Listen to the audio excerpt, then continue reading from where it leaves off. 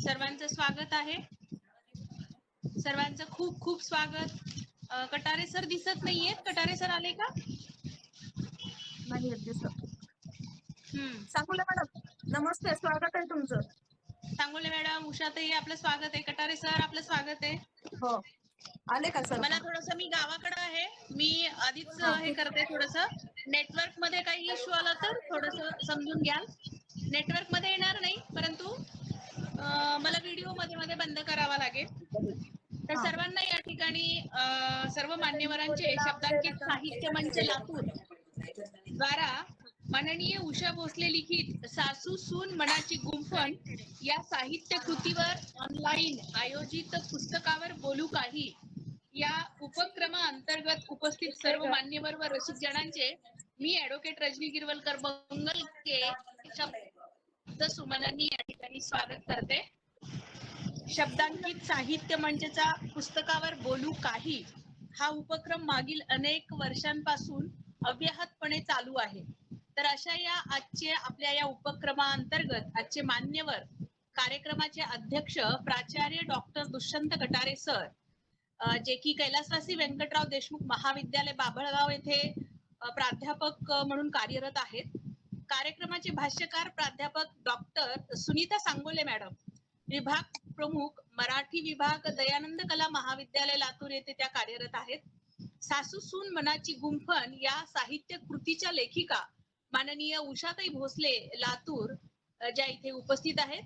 या सर्वांचं शब्दांकित साहित्य मंचच्या संस्थापक अध्यक्षा प्राध्यापक डॉक्टर नयन भादुले राजमाने यांचंही या ठिकाणी मी शब्द सुमनांनी स्वागत करते. तसेच आमच्या शब्दांकित साहित्य मंचचे सर्व पदाधिकारी आणि इथे ज्या आजच्या आपण आमच्या विनंतीला मान देऊन उपस्थित झाला, आजच्या कार्यक्रमात आपल्या सर्वांचे या ठिकाणी शब्द सुमनांनी मी स्वागत करते. कारण आता आपण ऑनलाईन कार्यक्रम घेतोय, त्यामुळे शब्द सुमनच इथे आपल्यासाठी समर्पक आहेत. आमच्या सर्वांतर्फे आपल्या सर्वांचे या ठिकाणी मान्यवरांचं स्वागत. तर आजच्या या कार्यक्रमाचे प्रास्ताविक करण्यासाठी मी आमंत्रित करते प्राध्यापक डॉक्टर नयन भादुले राजमाने मॅडम यांना. प्राध्यापक डॉक्टर नयन भादुले यांना सर्वजण आपण ओळखतो, त्या सुपरिचित आहेत आणि त्यांचं सातत्याने चालू असणारे उपक्रम, त्या उपक्रमासाठी सहकार्य करणारा अनिकेतही या ठिकाणी उपस्थित आहे, त्याचंही मी स्वागत करते. नयन मॅडम. धन्यवाद रजनी. खर तर सर्वच मंचावरच्या सर्वांनाच आपल्या शब्दांकित साहित्य मंचाबद्दल पूर्ण कल्पना आहे, परंतु बाहेर गावाहून जोडले जाणारे जे सदस्य आहेत त्यांच्यासाठी अगदी कमी वेळामध्ये मी आजचं प्रास्ताविक संपवणार आहे. शब्दांकित साहित्य मंचवर आज सर्व उपस्थित मान्यवर आणि श्रोतेगण या सर्वांचं मी स्वागत करते.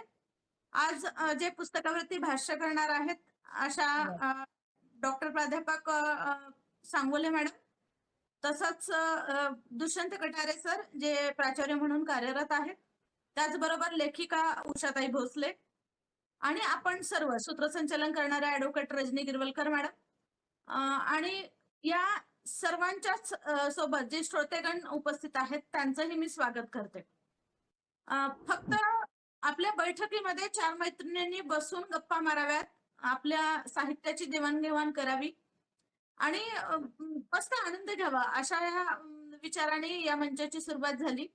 प्रथम एकमेकींच्या घरी बसून आम्ही याबद्दल कविता सादरीकरण असेल, कथा असेल किंवा इतर पुस्तकांवर बोलणं असेल, आपल्याला काय वाटतं एखाद्या साहित्य कृतीबद्दल किंवा साहित्य संमेलन झाली त्याच्यामध्ये काय घडलं काही नाही, अशा सहज गप्पा मारत असू.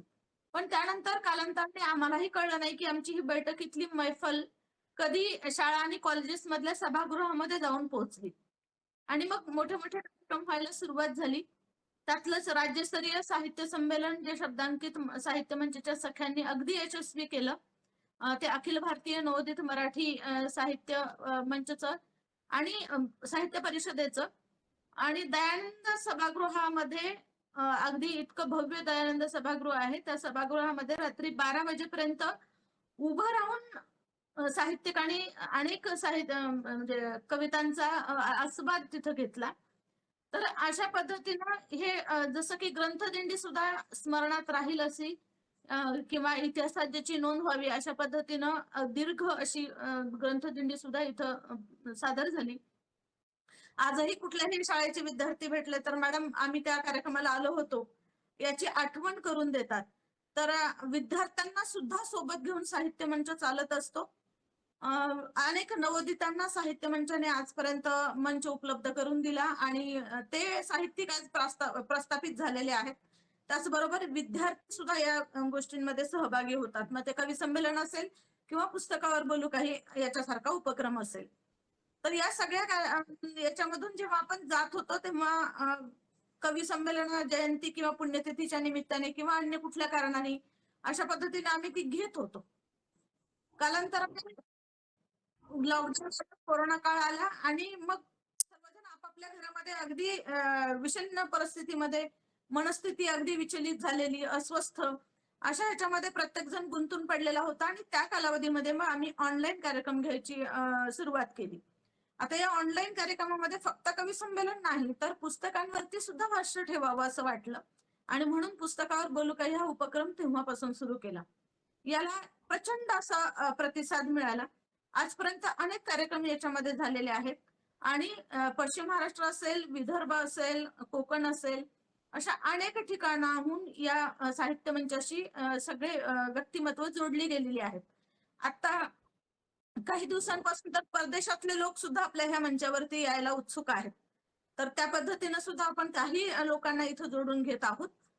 तर अशा पद्धतीनं साहित्य मंचाची ही घोडदौड जी आहे ती सुरू आहे, वाटचाल जी आहे ती सुरू आहे आणि याच्यामध्ये आणखीन काही वेगळे उपक्रम सुद्धा राबवण्याचा मानस या वर्षीचा संकल्प हा शब्दांकित साहित्य मंचचा आहे. शब्दांकित साहित्य मंच हे कवितांचा ज्याच्यामध्ये बालकविता असतील किंवा मग मोठ्यांच्या कविता असतील अशा पद्धतीनं त्याचे संग्रह काढणार आहे. कथा संग्रह असेल, बालकथा संग्रह असेल अशा पद्धतीचे संग्रह सुद्धा काढणार आहे आणि त्याचं नियोजन त्याची सुरुवात आता झालेली आहे. तर अशा पद्धतीने आपल्याला नवीन काहीतरी यावर्षी शब्दांकित साहित्य मंचाच्या वतीने पाहायला, ऐकायला, वाचायला मिळणार आहे आणि याला आपण श्रोतेगण अगदी चांगल्या पद्धतीनं, वाचक हे चांगल्या पद्धतीनं प्रतिसाद देतील याची खात्री आहे. कारण शब्दांकित साहित्य मंचाने आजपर्यंत जेवढेही कार्यक्रम घेतले तेवढ्यांना प्रचंड प्रतिसाद मिळाला. इतकंच नाही तर वृत्तपत्रांनी सुद्धा भरभरून बातम्या दिल्या. तर अशी सर्वांचीच साथ म्हणजे जसे शब्दांकित साहित्य मंच हा सर्व सगळ्यांच्या योगदानामुळे चालतो. एकदम त्याचे कार्यक्रम यशस्वी होतात. त्यात प्रत्येक सदस्याचा सहभाग असतो. त्याच पद्धतीनं पत्रकारांचा, श्रोतेगणांचा सुद्धा खूप चांगला प्रतिसाद असतो. त्यानंतर जेव्हा आम्ही हा कार्यक्रम युट्यूबवरती टाकतो तेव्हा अनेक जे अभ्यासक आहेत ते सुद्धा या लिंकची मागणी करतात आणि ते या लिंक मागून घेऊन ऐकतात आणि अभ्यासासाठी या लिंकचा वापर करतात. तर आम्हाला याच्यात खूप आनंद वाटतो की अशा पद्धतीनं आपण केलेल्या कामाचा उपयोग दुसऱ्या कोणाला तरी अगदी चांगल्या पद्धतीनं होतो. विद्यार्थी त्याच्यामुळे आणखीन, अभ्यासक आहे त्याच्यामुळे आणखीन जोडले जातात. तर अशा पद्धतीनं शब्दांकितचं काम चालतं. जास्त दीर्घकाळ आता घेणार नाही. सर्वांना पुढे काय याची उत्सुकता आहे.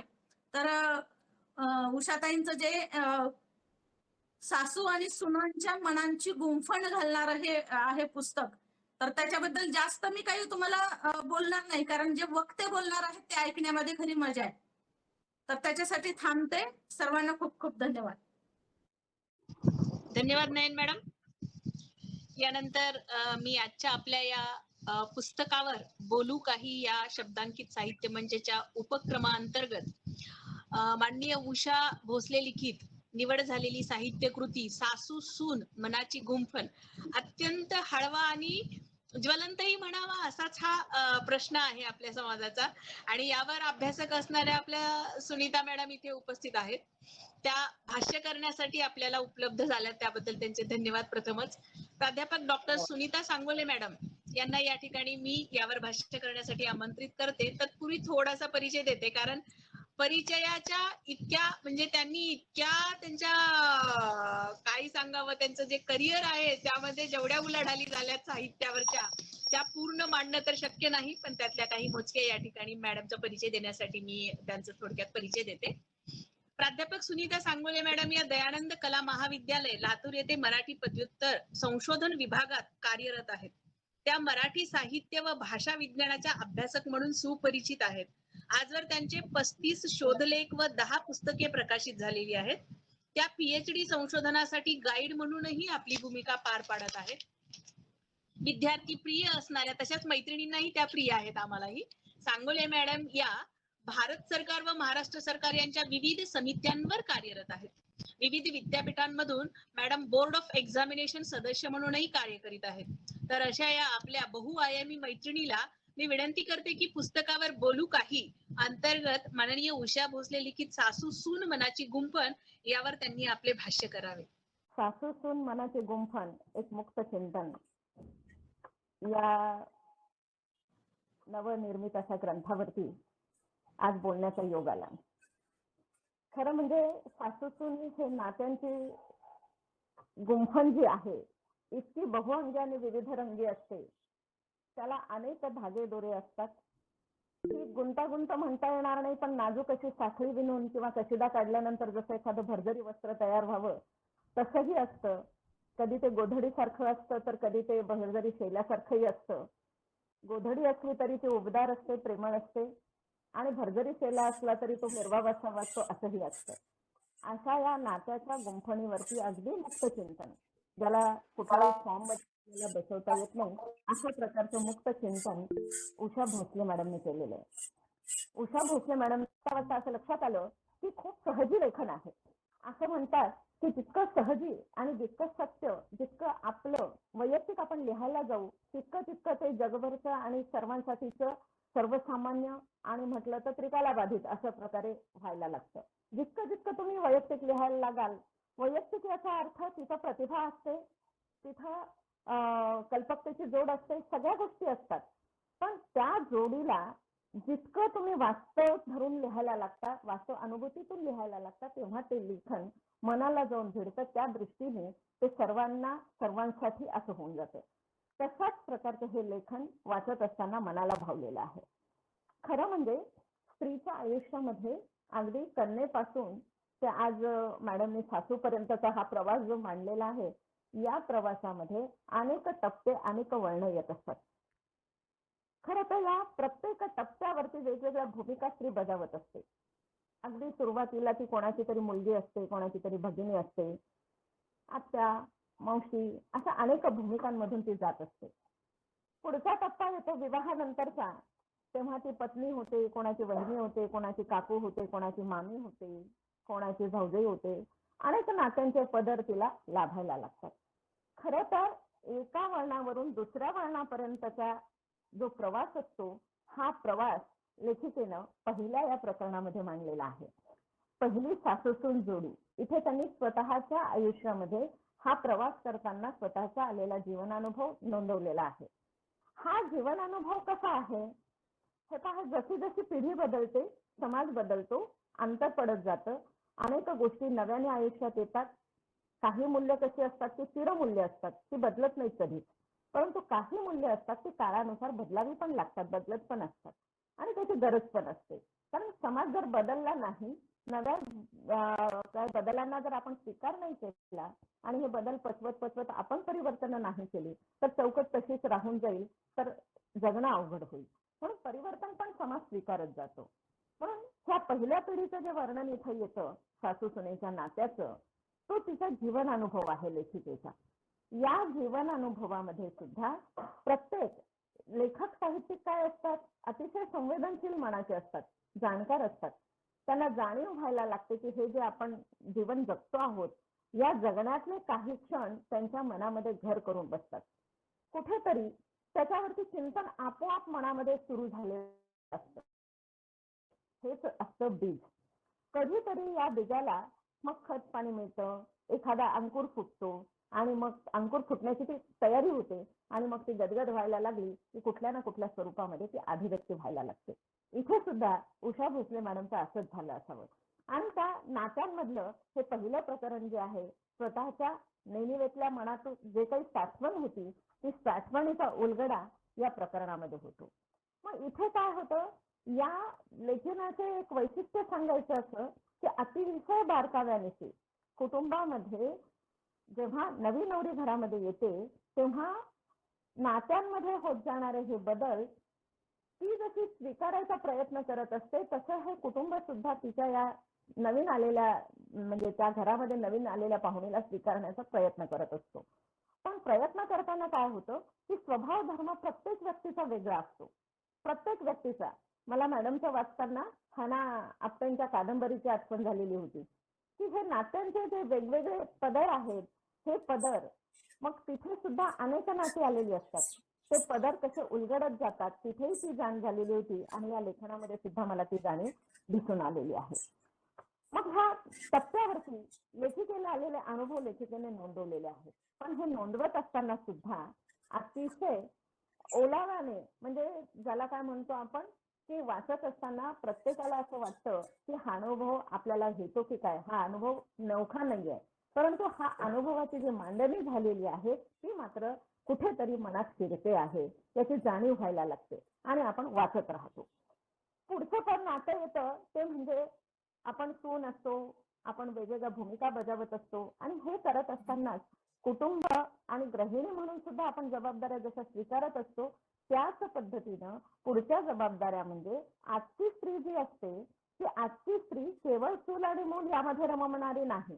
ती शिकलेली आहे, तिला अर्जन करावंसं वाटतं, तेवढी क्षमता तिच्यामध्ये आहे, तिच्याकडे विचारांची परिपक्वता आहे, तिला एखादं मत मांडावंसं वाटतं, त्या मतावरती विचार करावासा वाटतो, आपल्या वर्तनामध्ये गुणदोष काय आहेत हे तिला पारखता येतात त्यासाठी ती सक्षम झालेली आहे.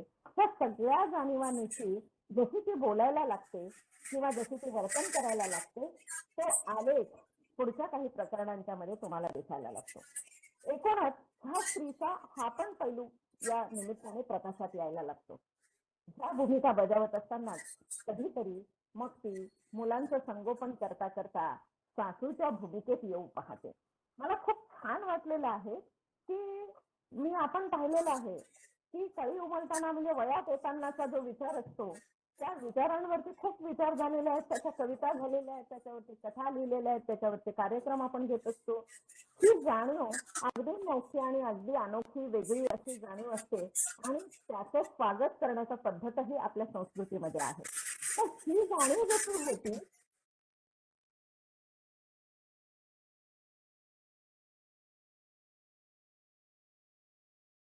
सगळं नंदनवन फुलणार असतं, संसार फुलणार असतो, 2 कुटुंब फुलणार असतात, नात्यांचा गोष्ट दिनला जाणार असतो, हे सगळं होणार असतं. याचं स्वागत सुद्धा तितक्याच छान पद्धतीनं करण्याचा संस्कार पण आपल्याकडे आहे. पण मला याच्यामध्ये एक वेगळेपण असं जाणवलेलं आहे सासू होतानाचे मनाचे पाहून. जसं एखाद्या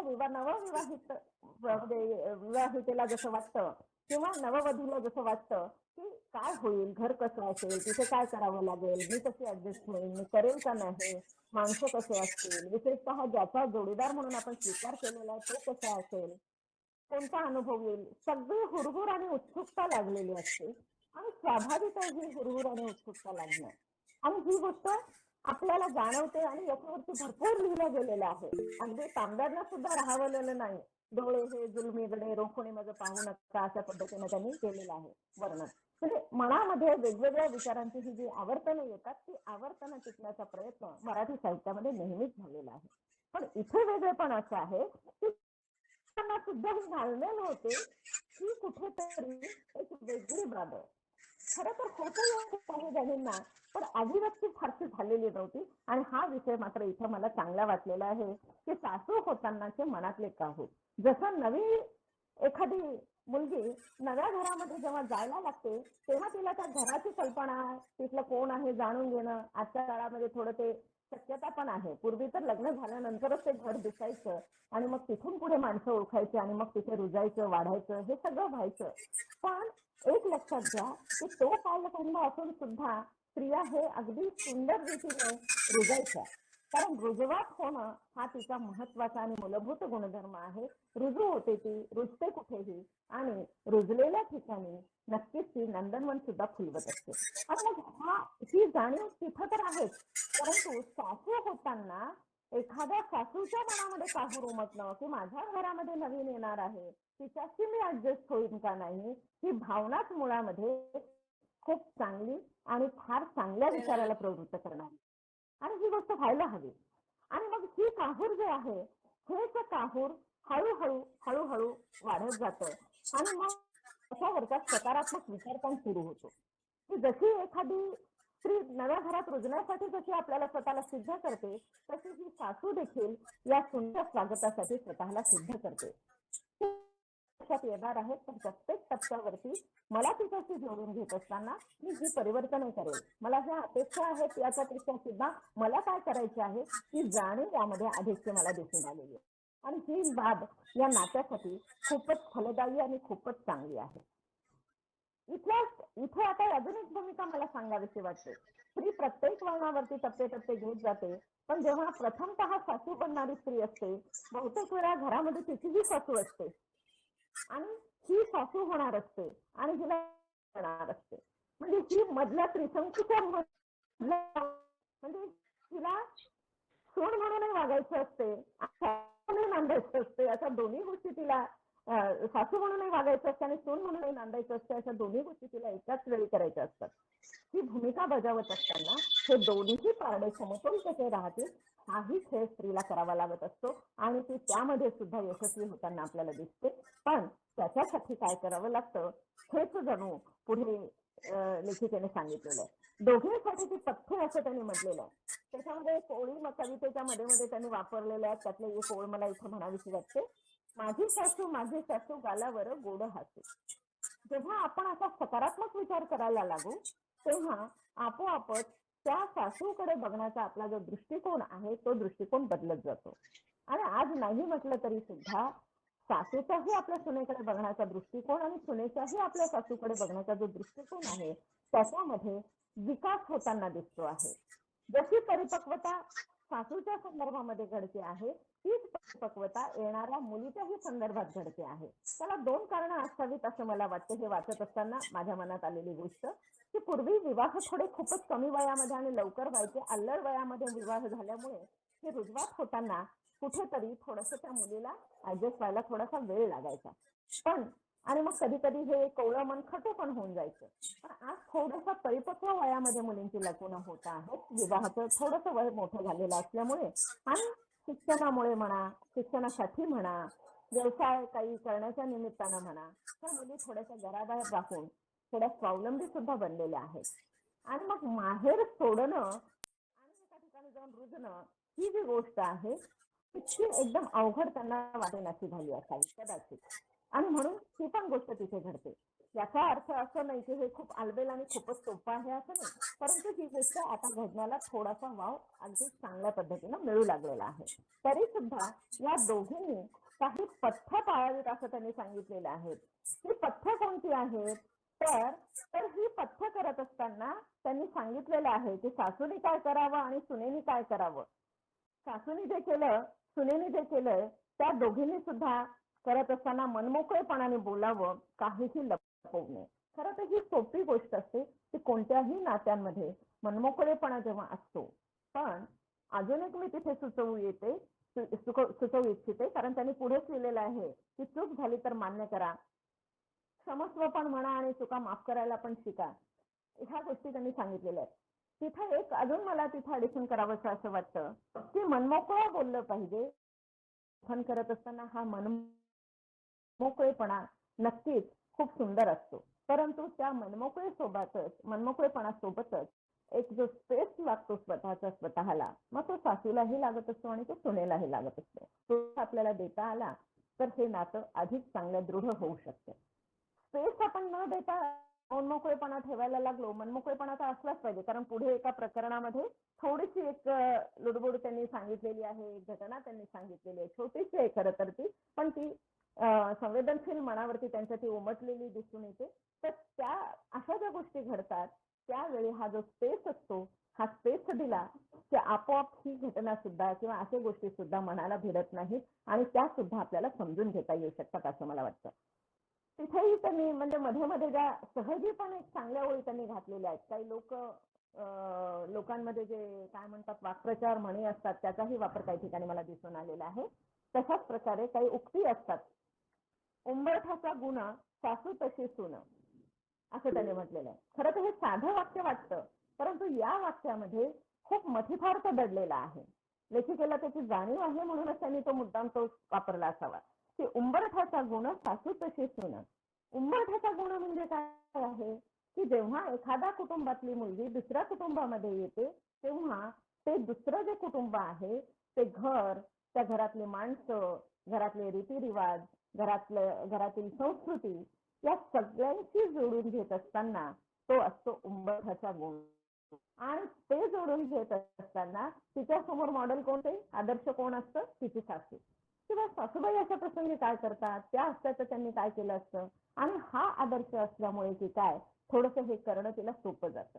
छोट्या छोट्या गोष्टी असतात कधी कधी तरी पण त्या गोष्टी आपल्याला स्वीकारता याव्या लागतात आणि ते करण्यासाठी ही सासू नावाचं जे भक्कम पाठबळ आपल्याला मिळालेलं असतं हे भक्कम पाठबळ निश्चितच मोलाचं ठरलेलं असतं. आणि अशा प्रकारच्या अनेक सूचना त्यांनी सांगितलेल्या आहेत. समजून घेताना नावाचं एक प्रकरण मला खूप आवडलेलं होतं की घरामध्ये सासू असणं म्हणजे प्रतिष्ठेचं झालेलं आहे की आजकाल आमच्या आई म्हणणं किंवा सासूला आपण स्वागत करणं ह्या गोष्टी घडलेल्या आहेत. नाहीतर लेखिकेनं जी सुरुवात केलेली आहे तिथेच म्हटलेलं आहे की कशी करणार, सासरी गेल्यावर तुझं कसं होणार आहे, कशी सासू मिळेल कोण जाणे, किंवा सासू कशी सांभाळून घेईल तुला, अशा प्रकारची वाक्य ऐकायला मिळायची. पण अलीकडे अशी वाक्य मला वाटतं थोडी कमी झाली असावीत. आपल्या पिढीला तरी आहेत ती वाक्य होती, पण आता पुढच्या पिढीला मात्र ती कदाचित कमी ऐकायला मिळत असतील किंवा कदाचित मिळतही नसतील. याचं कारण आहे की पूर्वी हा प्रघातच होता की जे काही घराचं वळण होतं ते वळण सासूने सांगितल्याप्रमाणे ते वळण तशाच पद्धतीनं पुढे अंगीकारायचं. सून तिच्या पिढीप्रमाणे काही ना काहीतरी बदल थोडेफार होत असतात, पण ते यथावकाश तिने करावेत. आल्याबरोबर ते जर करायला गेलं, घराचा पडदा जरी एखाद्या खिडकीचा बदलायचा तिने ठरवला तरी कुठेतरी या नात्यामध्ये एक थोडीशी काहीतरी एक चिंचिन वाजायला लागते.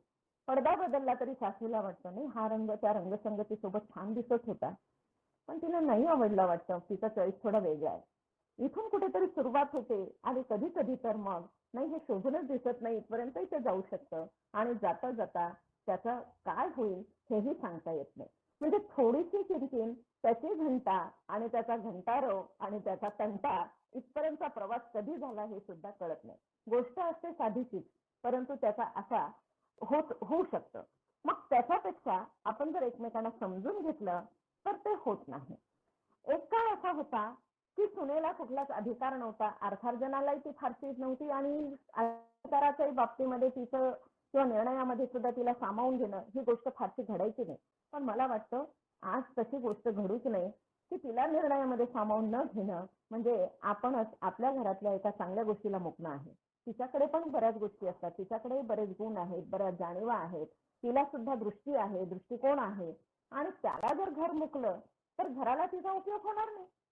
एक तर तिलाही तिच्यावरती म्हणजे त्या तिच्या क्षमतेवरती अन्याय केल्यासारखं होऊन जाईल आणि दुसरी गोष्ट कुटुंबाला पण तिच्या या क्षमतेचा काहीच उपयोग करून घेता येणार आहे. खरं म्हणजे स्त्रिया शिकू लागलेल्या आहेत, त्यांना पुरोगामी विचाराकडे त्या चाललेल्या आहेत, कोणतेही क्षेत्र काबीज करताना तिला आता अडचणी येत नाहीत, इतकी परिपक्वता तिच्याकडे आलेली आहे. पण तिचं हे परिवर्तन, तिच्यात होणारा हा बदल स्वीकारायला समाज तितका परिपक्व झालेला नाही. कधी कधी तर असंही पाहायला मिळतं कुटुंबाकडून काहीच अडचण नसते, पण आजूबाजूच्या घटकांच्याकडून मग सासूच्या बाबतीत, सुनेच्या बाबतीत सुद्धा कुठेतरी काहीतरी शिरायला लागतं. कोणीतरी म्हणतं की नाही असं शोभत नाही, तुझ्या सासूने असं नाही करायला पाहिजे, किंवा सुने असं म्हणतात अगं काय गं तुझी सून अशी सुद्धा करत नाही. हे अशाच गोष्टींच्या मधून कुठेतरी मग त्याचा वाढत जातं. याच्यामध्ये एकच गोष्ट असते की आपण जर समजून घ्यायला लागलो की समज असली की बाकीच्या गोष्टी कुठेच त्यामध्ये शिरकाव करू शकत नाही. आणि ही समज असणं कुटुंबाच्या दृष्टीने तितकंच महत्वाचं आहे. काय होतं, सासूला वाटत असतं हा माझा मुलगा आहे आणि सुनेला वाटत असतं हा माझा नवरा आहे. मग दोघांमध्ये पण ते नातं आहे, दोघांसाठीही ते नातं तितकंच महत्वाचं आहे. नवरा म्हणून हिलाही तो तितकाच महत्वाचा आहे, मुलगा म्हणून तो तिलाही तितकाच महत्वाचा आहे. पण या नात्याचा विचार करत असताना एक विचार असाही केला पाहिजे की तिचा मुलगाही हरवला नाही पाहिजे आणि हिचा नवरा पण हिला मिळाला पाहिजे. हे दोन विचार जर तिथे एकत्र झाले तर यातली आधी काही उरतच नाही.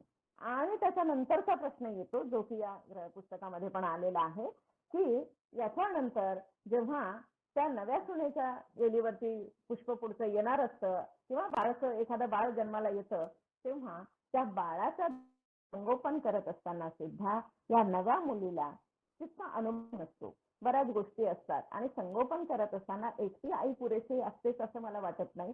संगोपनामध्ये जितके हात लागतील बाळाला तितकं ते बाळ चहू अंगाने फुलून येतं. साधी गोष्ट आहे. बोलायला जरी शिकायचं असेल, ज्याच्या घरात जास्त माणसं असतील तिथलं बाळ लवकर बोलायला शिकतं.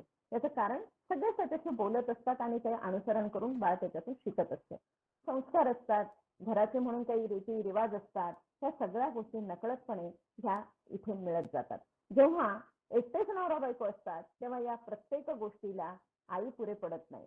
6-7 तास ती जर नोकरीवर जात असेल तर तेवढ्या काळामध्ये कुठेतरी मूल राहणार पाळणाघरामध्ये, तेव्हा हा संस्कार कसा घडेल? किंवा त्या मुलाला सुद्धा जो जिव्हाळा आजीकडून मिळू शकेल तो जिव्हाळा तिथे मिळेल का हो? तो मिळणार नाही. म्हणून या नात्यामध्ये सुद्धा हे गुंफण असणं या पुढच्या दृष्टीने सुद्धा अत्यंत महत्वाची आहे, याची ही जाणीव या लेखांच्या मधून होताना दिसते. इथे म्हणत असताना अजून एक सांगावंसं वाटतं की स्त्रीच्या आयुष्यामध्ये हे जे बदल येत असतात, नवी नवी वळणं येत असतात, प्रत्येक वळण म्हणजे जणू तिच्यासाठी आव्हान असतं. का हो आव्हान का म्हटलेलं आहे?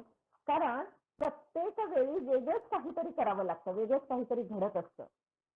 ठरवल्याप्रमाणे असा संसार होत नसतो की आपला परीक्षेतला पेपर आहे, एक परीक्षा द्यायची आहे, त्याचा अभ्यासक्रम ठरलेला असतो, तो अभ्यास आपण केला, साधारणपणे अंदाज असतो या अभ्यासक्रमावर कसे प्रश्न विचारले जाऊ शकतात, आपण तीही तयारी करतो आणि मग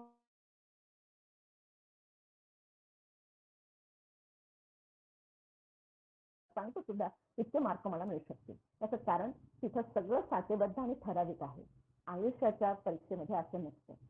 ठरवल्याप्रमाणे तर होणारच नाही. ठरवल्यासारखी गणितं जर जमली असती तर आयुष्य इतकं सुंदर राहिलंच नसतं. सगळं काही सरप्राईज असतं. उद्या काय घडणार आहे हे माहिती नसतं. आता क्षणभरानंतर काय घडणार आहे माहिती नसतं. आपल्या नात्यांमधला दुरावा ओलावा काय घडणार आहे, त्याच्या पुढे काय होणार आहे हेही आपल्याला ठाऊक नसतं. आणि म्हणूनच जगणं हे अतिशय सुंदर आणि अनमोल असतं. सगळंच जर तुम्हाला असं पाठांतरासारखं जर असतं तर या जगण्यात राम राहिला नसता. आणि म्हणून हे जे आहे त्याच्यामध्ये हे गुंफण गुंफत असताना कधीतरी अडचणीचे प्रसंग पण येतात. इथे सुद्धा या पुस्तकामध्ये सुद्धा एक अडचणीचा प्रसंग त्यांनी सांगितलेला आहे की या अडचणीच्या प्रसंगामध्ये काय झालेलं आहे की ही भूमिका बजावत असताना जी अडचण निर्माण झालेली आहे त्याला लेखिकेनं असं म्हटलेलं आहे की या अडचणीच्या वेळी एक वेळ माझ्या मनामध्ये किंचित काळ का होईना असा विचार आला की सुनेचं हे वर्तन योग्य नव्हे किंवा अशा पद्धतीनं करता कामा नये असं वगैरे त्यांना वाटलं. परंतु हे वाटत असतानाच आणि हे वाटणं काही वाईट गोष्ट नाहीये, उलट मला एक चांगलं वाटलेलं आहे की सहज स्वाभाविक जी भावना निर्माण होते ती भावना जशीच्या तशी उतरवल्यामुळे या सहजतेमुळे हे पुस्तक जे आहे हे प्रासादिक झालेलं आहे, हे वाचनीय झालेलं आहे, प्रत्ययकारी झालेलं आहे. वेगळीपणा किंवा आदर्श किंवा पाटा लटकवल्यासारखा आदर्श जर तयार केला असता, सासू म्हणजे कशी आदर्श सासू, सून म्हणजे कशी आदर्श सून, असं नसतं अहो. घर म्हटल्यानंतर सामान्यच गोष्टी असायला हव्यात, तर त्यामध्ये ओलावा राहतो, तर त्यामध्ये जिवंतपणा असतो. फोटोमध्ये आपण पाहतो, सेल्फी काढतो, वेगवेगळे फोटो आपण काढतो, हसरे चेहरे करतो. मग तुम्ही कितीही विवंचनेमध्ये असा, तुम्ही चेहरा हसरा करून तुम्ही स्माइली देऊन फोटो काढता. हे स्माईल खरं असतं का हो? नाही. कधी तुम्ही गंभीर असता, कधी तुम्ही विचारात गडलेले असतात, कधी तुम्ही उत्सुक असता, कधी तुम्हाला जिज्ञासा असते, कधी तुम्ही आनंदात असता, कधी तुम्ही गहन दुःखातही असू शकता. दुःख असणं म्हणजे काही वाईट गोष्ट नाही. जगण्यामध्ये हे चढ उतार सोसल्याशिवाय जगणंच नाहीये. कधी संकटाचे इतके क्षण येतात की सगळं काही संपून जाईल की काय असं वाटायला लागतं. तरी सुद्धा काही काळानंतर आपण जेव्हा मागे वळून पाहतो तेव्हा आपल्या लक्षात येतं की तेवढ्या मोठ्या संकटावर मी सहज मात केलेली आहे आणि पुन्हा जर तसं काही आलं तर मी घाबरणार नाही. हे याला आयुष्य म्हणतात. मग असेच चढ उताराचे प्रसंग या सासू सुनेच्या नात्यामध्ये सुद्धा येतात आणि ह्या नात्यामध्ये या प्रसंगांना सुद्धा तोंड देताना एक काय तयार होतं रसायन आणि त्याची कशी बूज राखली जाते किंवा त्याच्यावरती कसं सोल्युशन काढलं जातं याचाही लेखाजोखा लेखिका मांडायला विसरली नाही. आणि मला वाटतं जेव्हा असा सर्व बाजूने विचार व्हायला लागतो तेव्हा खऱ्या अर्थाने या नात्यांमध्ये, या सासू सुनेच्या नात्यामध्ये खेळकरपणा पण आपल्याला दिसतो, की कुठेतरी खेळकरपणा आहे. मला तर वाचताना एक तू तू मै मै नावाचं एक सिरियल होतं हिंदीमध्ये. रीमा लागू आणि सुप्रिया पिळगावकर त्याच्यामध्ये काम करायच्या. खरं तर तू तू मै मै वरून असं वाटतं की हे भांडणाचं सिरियल आहे की काय. त्यातली भांडणं सुद्धा लटकी होती आणि त्याच्यामध्ये इतका मोकळेपणा होता की त्या दोघींनी एकमेकीला इतकं चांगलं समजून घेतलेलं होतं आणि त्यामध्ये जे विनोद घडायचे ते अतिशय मार्मिक आणि परिपक्व होते. खरं म्हणजे तसं नातं असलं पाहिजे की खेळकरपणा त्याच्यामध्ये असला पाहिजे, की एखादा टोला जरी मांडला, एखादा टोमणा जरी मारला तरी त्याला प्रत्युत्तर देणं, हे एवढं घडलं तर घरातली सजगता असते, जिवंतपणा असतो. अगदीच काहीच नाही चौकटीतल्यासारखं मी म्हणाले हो, ते म्हणाले हो.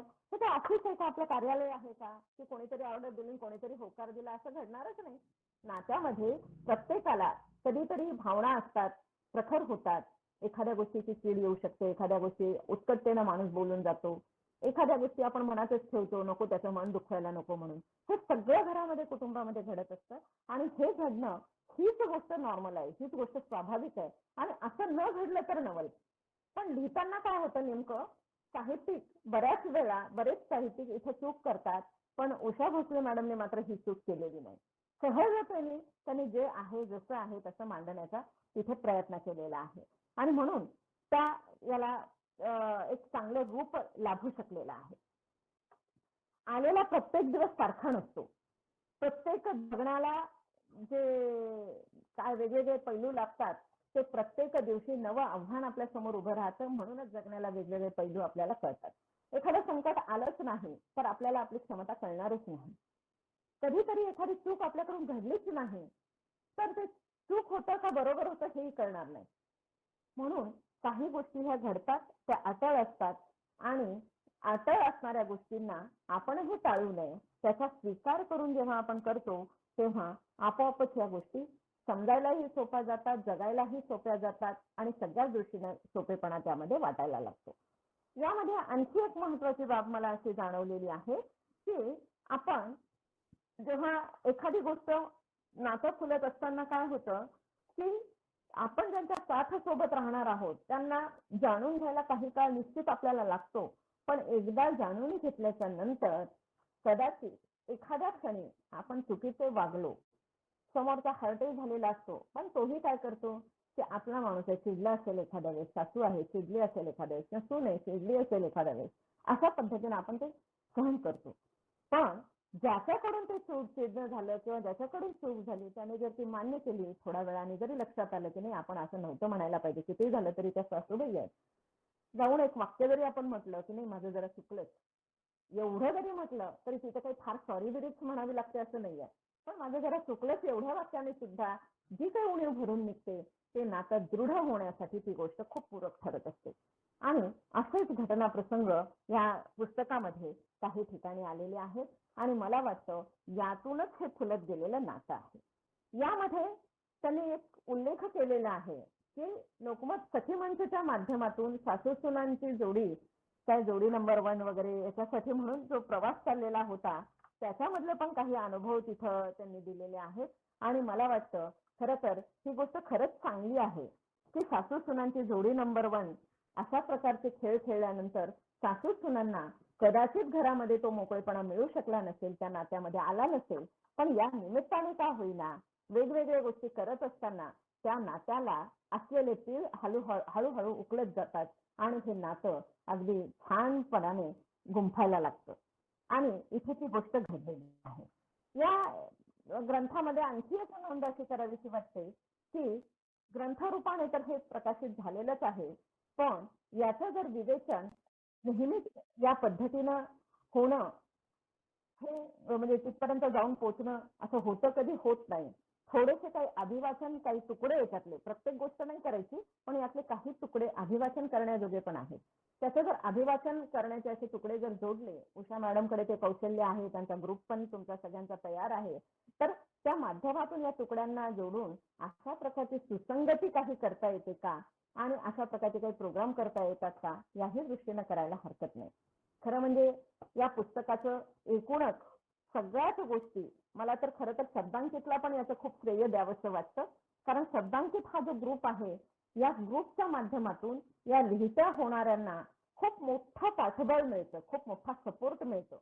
मी या ग्रुपवरती मला आता योगायोगाने बोलण्याची संधी मिळाली तर एक बोलून टाकते की तुम्ही जे सगळ्या रचना करत असता त्या खूप सुंदर आणि चांगल्या असतात. प्रत्येक वेळी प्रतिक्रिया अभिप्राय नोंदवणं शक्य नसतं, परंतु नोंदवत नाही याचा अर्थ अवलोकन नाही असा नाहीये. मला या सगळ्यांची जाणीव आहे. यातून खूप सपोर्ट मिळत असतो.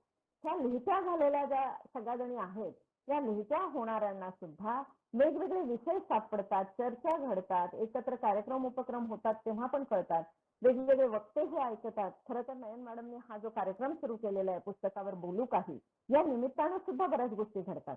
आणि उषा भोसले मॅडम बद्दल सांगायचं तर मॅडमचा स्वभाव काहीतरी करण्याचा आहे. नेहमीच पाहिलेला आहे वेगवेगळ्या प्रसंगाच्या निमित्तानं की सामाजिक कार्यामध्ये त्यांचं जसं योगदान आहे तशाच पद्धतीनं त्या सामाजिक कार्यासाठी त्यांना पुरस्कार सुद्धा मिळालेले आहेत. आदर्श महिला पुरस्कार, राजमाता जिजाऊ राज्यस्तरीय पुरस्कार, लोकमत सखीमंचचा पुरस्कार, अशा काही पुरस्कारांच्याही त्या मानकरी ठरलेल्या आहेत. मला वाटतं की ही ऊर्जा कुठून आली? ही ऊर्जा सगळी या सृजनशीलतेचा गुणधर्म जेव्हा मनामध्ये असतो आणि त्याला पोषक वातावरण अशा ग्रुपच्या निमित्तानं मिळतं, तेव्हा आपोआपच ही बाग फुलायला लागते. आणि ह्या फुलणाऱ्या बागेला मग अशा प्रकारची पुष्प येत असतात. एकूण या पुस्तकाची जी रचना आहे, अगदी मुखपृष्ठ सुद्धा अतिशय सुंदर तयार केलेलं आहे की प्रवेश करणारी घरामध्ये माप ओलांडून आत येणारी सून तसं चित्र दिलेलं आहे. मागच्या बाजूला इथे डॉक्टर जनार्दन वाघमारे यांनी पाठराखण केलेली आहे. लेखिकेचा सुंदरसा फोटो तिथे दिलेला आहे. एकूण बांधणी पुस्तक हातात घेत असताना एकदम सोपं सुटसुटीत वाटतं. वाचताना कुठे अडथळा येत नाही. फॉन्ट साईज असो, याची छपाई असो, यातलं ओळीतलं अंतर असो, या दृष्टीनं सुद्धा पुस्तक खूप वाचनीय झालेलं आहे. आणि त्याच अनुषंगाने मला वाटतं संस्कार प्रकाशनाने हे जे पुस्तक काढलेलं आहे याची विक्री सुद्धा खूप मोठ्या प्रमाणावर झालेली आहे. लोकमत कडून आता लोकमत सखीमंच कडून बहुतेक याची दुसरी आवृत्ती आता प्रकाशित होणार आहे. त्याबद्दल लेखिकेचं आणि सगळ्या ग्रुपचं मी या ठिकाणी अभिनंदन पण करते. एकूण हे पुस्तक निदान प्रत्येक कुटुंबामध्ये असावं अशा प्रकारचा हा ग्रंथ आहे. प्रत्येकाने आपल्या घरात घेतलं तर आपोआपच कधीतरी लेखी सुना कोणीतरी वाचायला घेतील आणि वाचता वाचता कदाचित एखादी गोष्ट जरी आपल्या मनामध्ये शिरली आणि त्या निमित्तानं आपल्या नात्यामध्ये दृढ होण्यासाठी एका गोफामधला एक धागा जरी या पुस्तकामुळे निर्माण होऊ शकला तरी त्या पुस्तक घेण्याचं सार्थक होईल असं मला वाटतं. एकूणच शब्दांचा प्रवास किंवा ग्रंथ प्रकाशनापर्यंत जायचा प्रवास जो असतो हा प्रवास म्हणावा तितका सोपा नसतो. अनेक अडथळ्यांच्या शर्यती असतात, त्या पार करत करत तिथपर्यंत जावं लागतं. आणि लेखन करण्यापासून ते प्रकाशनापर्यंत जाईस्तोवर आणि प्रकाशन झाल्यानंतर सुद्धा वाचकांच्या पसंतीस उतरेपर्यंत पुस्तकाचा प्रवास हा अखंड चालूच असतो. आणि त्या सर्व दृष्टीने हे पुस्तक यशस्वी ठरलं आहे असं म्हणायला हरकत नाही. कारण बऱ्याच ठिकाणी मी वाचले आणि बऱ्याचदा ऐकलेलं पण आहे. याच्यावरचं झालेलं लिखाणही कधी कधी ग्रुपवरती मी पाहिलेलं आहे, प्रतिक्रियाही मी पाहिलेल्या आहेत. अतिशय सुंदर अशा प्रकारे नावाजलेलं आहे. लेखिकेने अशा प्रकारचं लेखन यापूर्वी पण काही गोष्टी लिहिलेल्याच आहेत, काव्यसंग्रह त्यांचे प्रकाशित झालेलेच आहेत. पुढेही असंच लिहितं राहावं. लेखिकेनेच नव्हे तर आमच्या या शब्दांकित ग्रुपमधल्या प्रत्येकाने या पद्धतीचं लेखन केलेलं आहे, पण पुढेही करत राहावं अशी अपेक्षा व्यक्त करते. आपण सर्व मैत्रिणींनी आणि सर्व आयोजकांनी मला या पुस्तकावरती बोलण्यासाठी काबिल समजून बोलावलं आणि बोलण्याची संधी दिली त्याबद्दल सर्वांचे आभार. आणि ऐकणारे सगळे श्रोत्रगण आपण आपलेही मनपूर्वक आभार. धन्यवाद. धन्यवाद मॅडम. काल, आज आणि उद्या देखील महत्वाचा असणारा विषय सासू सुनांमध्ये समज असायला हवी हा अत्यंत महत्वाचा मुद्दा तुम्ही या ठिकाणी मांडला. आणि खरं तर तो यथोचित आणि समर्पक असंच आपण या पुस्तकाचं परीक्षण आणि भाष्य या ठिकाणी केले. आपले खूप खूप धन्यवाद.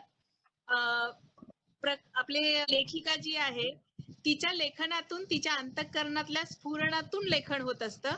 आणि लेखिकेने स्वतःहून ते लेखन मांडण्यापेक्षा त्या लेखिकेने लिहिलेले जे आहे त्यावर दुसऱ्यांनी त्याचा अभ्यासपूर्वक विचार करून मांडलेलं किती तंतोतंत जुळतं याचा आनंद लेखिकेला खरंच जास्त असणार आहे. त्यामुळे आता प्रथम आपण कटारे सरांना या ठिकाणी सर्वानुमताने घेऊया. सरांचाच आपण या ठिकाणी आता एक थोडक्यात मी परिचय देते. यानंतर आपल्या आजच्या या ऑनलाईन पुस्तकावर बोलू काही उपक्रमाअंतर्गत अध्यक्ष म्हणून लाभलेले माननीय प्राध्यापक डॉक्टर श्री दुष्यंत कटारे सर यांना मी अध्यक्षीय समारोप आता म्हणू आपण, पण त्यानंतर उषा मॅडम आणि आभारही होणार आहे करण्याची विनंती करते. पण तत्पूर्वी कटारे सर, आपला परिचय फारच मोठा आहे, आठ पाणी आहे, आता त्याला मला शॉर्टेज करून इथं बोलावं लागणार आहे. बायोडाटा आपल्या उत्तुंग आणि अविरत कार्याची प्रचितीच देतो. डॉक्टर कटारे सर यांनी संत चोखामेळा, संत कर्ममेळा यांच्या अभंगातून व्यक्त झालेली दलित जाणीव एक अभ्यास यावर आपली डॉक्टरेट संपादन केली आहे. कैलासवासी व्यंकटराव देशमुख महाविद्यालय बाबळगाव लातूर येथे सर प्राध्यापक म्हणून 1999 पासून कार्यरत आहेत. सरांनी विविध देशांमध्ये अभ्यास सहली केलेले आहेत. वृत्तपत्र विद्या आणि जनसंज्ञापन मध्ये पदविका पूर्ण केली आहे.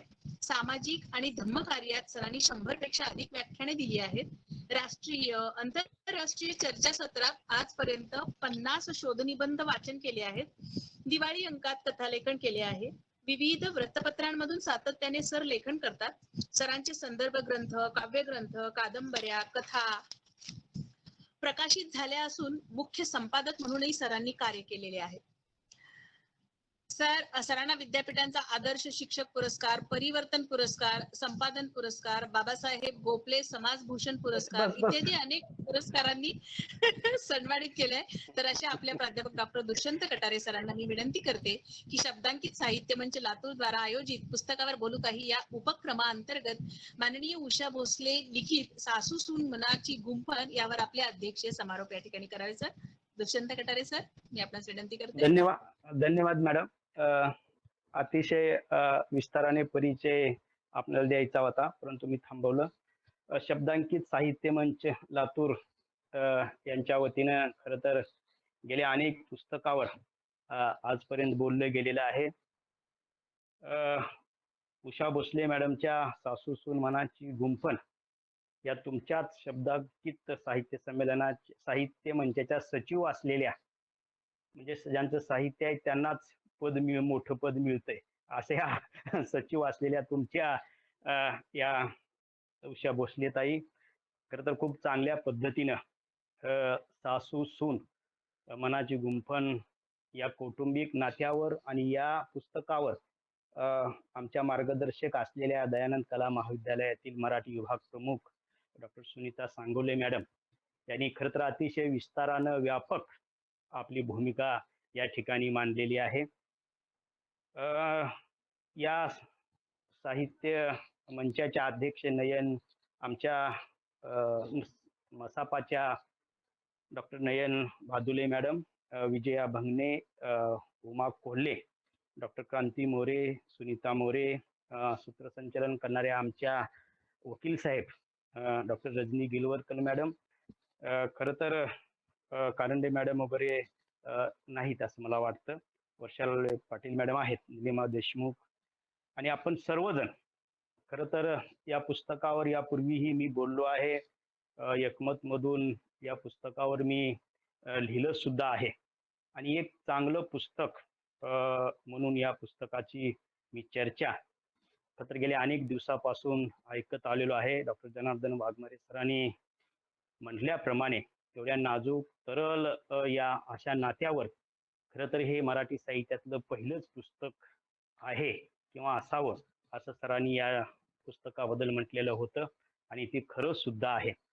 150 पानामध्ये अतिशय संस्कार प्रकाशनानं याला देखण्या पद्धतीनं बसवलेलं आहे आणि म्हणून ती चर्चा या ठिकाणी होत आहे.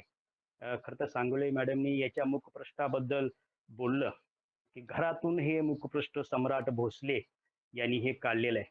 परंतु मॅडम या अगोदरही आपण नाशी फडके यांची आटकेपार कादंबरी जर बघितली असेल तर त्या कादंबरी खरं तर हे मुखपृष्ठ पहिल्यांदा आलेलं नाही. या अगोदरही हे मुखपृष्ठ नाशी फडके, मला वाटलं 1940च्या दरम्यान काहीतरी ती कादंबरी आलेली असावी आणि त्या कादंबरीवर हे मुखपृष्ठ आलेलं होतं. परंतु त्या कादंबरीचा विषय वेगळा आहे आणि या ललित लेख संग्रहामध्ये आलेले सगळे विषय वेगळे आहेत. परंतु मुखपृष्ठ इतकं बोलकं आहे की ते उंबरठा ओलांडून आत येणारी जे नवे संस्कार आहेत, नव्या जाणीव आहेत, नव्या जीवनाचा प्रारंभ आहे आणि मग त्या अनुषंगाने हे पुस्तक मला मुखपृष्ठापासूनच आदरणीय जनार्दन वाघमारे सरांच्या पाठराखणपर्यंत डॉक्टर जयद्रथ जाधवांची मध्ये असलेली अभ्यासपूर्ण प्रस्तावना खरं तर या पुस्तकाची वैचारिक उंची वाढवणारी आहे असं मला वाटतं. फुले वेचिता, शब्दगंध, संवेदना, कोरोना काळातील ही चांगली पुस्तकं लातूरच्या सकस साहित्य निर्मितीमध्ये उषा भोसले मॅडमनी या ठिकाणी भर घातलेली आहे आणि त्या अनुषंगाने या पुस्तकाला अतिशय महत्वाचं स्थान आहे असं मला वाटतं. 27 खरं तर हे लघु निबंध आहेत. अतिशय म्हणजे अनुभव संपन्न त्यांचं हे आत्मचिंतन आहे. जेव्हा ते आत्मचरित्र लिहितील तेव्हा त्यांना खरं तर याच्यातला 50% भाग खरं तर घ्यावा लागेल. कारण कुटुंब सोडून किंवा स्वतःचं व्यक्तिमत्व बाजूला सोडून हे सगळं होऊ शकत नाही आणि म्हणून याच्यातला जो सामाजिक एक पट आणि कौटुंबिक प्रचंड मोठा आशय जो व्यक्त झाला आहे तो खरं तर आज उषा भोसले मॅडम एकट्या जरी आपल्या समोर सांगत असतील तर त्या कमी अधिक प्रमाणे तुमच्या माझ्या एकूण महाराष्ट्रीय कुटुंबाच्या खरं तर रोजच्या जीवनातल्या जगण्यातल्या या सगळ्या गोष्टी आहेत आणि हे सगळे लेख खरं तर आपण ललित लेखन याचा जर अर्थ बघितला, ललित या शब्दाचा अर्थच सुरेख, सुंदर आणि त्याच्याही पेक्षा मनमोहक असा या शब्दाचा अर्थ आहे. आणि 21च्या 21 जे लेख आहेत हे लघु निबंध आहेत हे अतिशय मनमोहक आहेत हे लक्षात घ्या. कारण जेव्हा म्हणजे आपण खरं याच्यामध्ये कोणत्याच विषयाचं बंधन नसतं, परंतु भाषिक अंगानं जेव्हा आपण या एकूण पुस्तकाचा अभ्यास करतो तर एक सौंदर्यपूर्ण अशी मांडणी झाली आहे. आताच खरं तर मॅडमनी खूप चांगल्या पद्धतीने सांगितले की कसल्याच प्रकारचा म्हणजे बडेजावपणा या पुस्तकामध्ये मॅडम अगदी सहज हे लेखन झाले, ओघवत्या भाषेमध्ये हे लेखन झाले. मला हे सांगायचं आहे, मला हे बोलायचं आहे आणि हे कुणाला बोलायचं आहे तर एकूण महाराष्ट्रीय कुटुंबाच्या पुढे हे सगळं माझं मुक्त चिंतन मांडायचं आहे अशा पद्धतीनं उषा भोसले मॅडमनी हे पुस्तक आपल्या समोर उभं केलंय. आणि म्हणून मगाशी मी म्हटल्याप्रमाणे की साहित्य लातूरमध्ये खूप मोठी साहित्याची परंपरा आहे आणि म्हणून सासू सुनेची गुंफण सरळपणे आपण एकदम म्हणजे अगदी सुरुवातीचाच जर लेख बघितला तर हा लेख म्हणजे खरं तर एकूण महाराष्ट्रीय कुटुंबाची ओळख आहे. कारण कोणत्याही स्त्रीला घरामध्ये जाताना म्हणजे परक्या घरामध्ये असा शब्द त्यांनी वापरलेला नाही, लक्षात घ्या.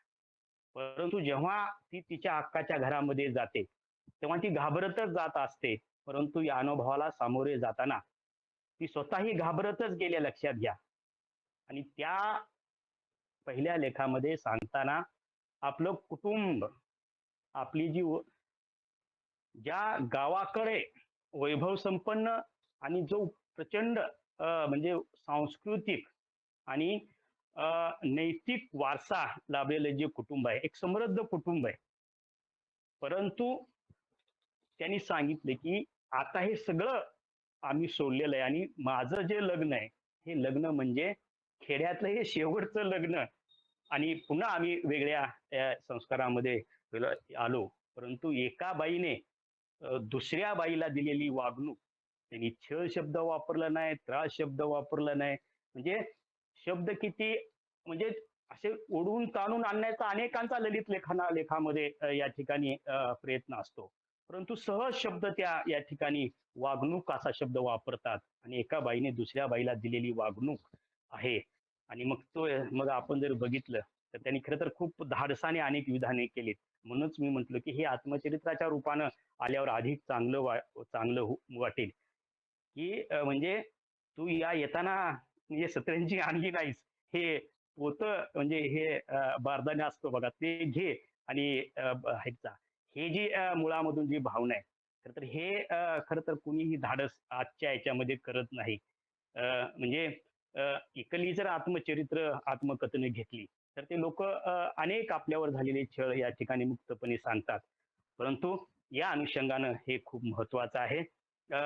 आणि एवढं सगळं सांगून लगेच दुसऱ्या लेखामध्ये एवढी मोठी उडी त्या घेतात की लगेच म्हणतात की आजच्या सुनांना चांगले दिवस आलेत आणि मग ते आलेले आहेत. आणि मग खरं तर हे नुसतं लिहित गेलेलं नाही, लक्षात घ्या. प्रत्येक लेखामध्ये त्यांची वैचारिक भूमिका त्या स्पष्ट करतात. छत्रपती शिवाजी महाराजांचं नाव घेतात, सावरकरांचं नाव घेतात, जिजाऊंचं नाव घेतात. आणि म्हणून त्यांना मिळालेली जी सून आहे, त्या सुनेविषयी किती समाधानी एक सासू असते, लक्षात घ्या. पहिल्या पानापासून ते 150 पानापर्यंत उषाताईच्या पुस्तकामध्ये कुठेही नकारात्मक भावना मला दिसली नाही. सकारात्मकता या पुस्तकाच्या प्रत्येक शब्दामध्ये आणि पानापानामध्ये या ठिकाणी खचाखच भरलेली असं मला वाटतं. आणि म्हणून की मधुरानी सांगितले की जे जे काय करायचंय ते तुम्हाला करा, आणि सासू त्यावेळेस खुश होऊन खरं तर त्यांचा स्वीकार करायला तयार होते. आणि म्हणून आपली मुलगी जशी आहे तशी सून पण असावी, आणि सुनेलाही वाचावं की माझी आई आहे ती माझी सासू आहे. आणि म्हणून या दोन्हींचं नातं अतिशय म्हणजे सुरेख पद्धतीनं या ठिकाणी तयार करून त्या लक्ष्मीचं स्वागत करायला तयार होतात. आणि म्हणून पहिली सलामी मगाशी मी सांगितल्याप्रमाणे दागिन्याच्या माध्यमातून त्यांना भेटते आणि त्या संदेश देतात की कोणत्याच नात्याला खरं तर आपल्याला मातीमोल करण्याचा अधिकार नसतो, परंतु त्याच्यातलं मोल जाणून जर प्रत्येकानं खरं तर नातं जपलं तर त्या नात्याला सोन्याचे दिवस येतात आणि ते नातं सोन्याचं होतं. आणि म्हणून त्यांचा जो अट्ठास आहे त्या एकूण पुस्तकामध्ये की कोणतंच नातं वाजवू नये, आणि जर नातं वाजलं तर त्याचे वाद निर्माण होतात आणि त्याचे नाद निर्माण होतात आणि त्याचा उमटलेला प्रतिध्वनी हा नाताड येऊ शकतो. आणि म्हणून अनेक वेळा गैरसमजुतीतून अनेक गोष्टी निर्माण होतात. ते कोणत्या कोणाला